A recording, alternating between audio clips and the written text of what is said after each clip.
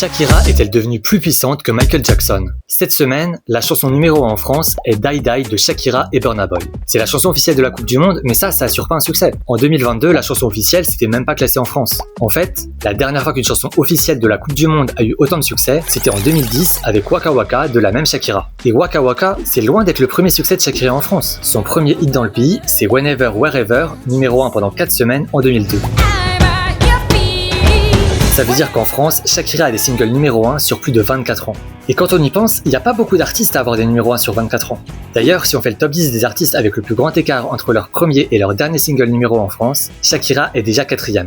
Elle devance des artistes comme Jean-Jacques Goldman, Patrick Bruel, Céline Dion, Madonna, Daft Punk et Michael Jackson. Mais du coup, ce sont qui les 3 seuls artistes à avoir fait encore mieux que Shakira dans leur carrière?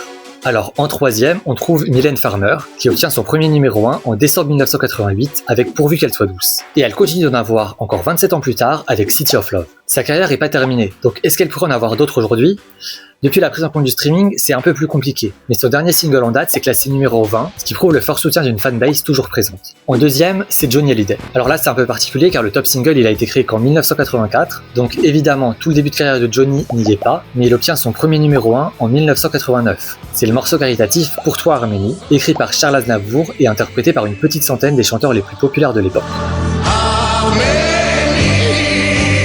Son dernier numéro 1 en date, c'est Je te promets, succès de 1987 qui était monté jusqu'au numéro 5 à l'époque, mais qui a atteint la première place en décembre 2017 quand il nous a quittés, donc 28 ans après son premier numéro 1. Et enfin, le champion de la longévité en France, celui qui a obtenu des singles numéro 1 sur plus de 30 ans, celui qui est toujours vivant, toujours debout, c'est Renaud.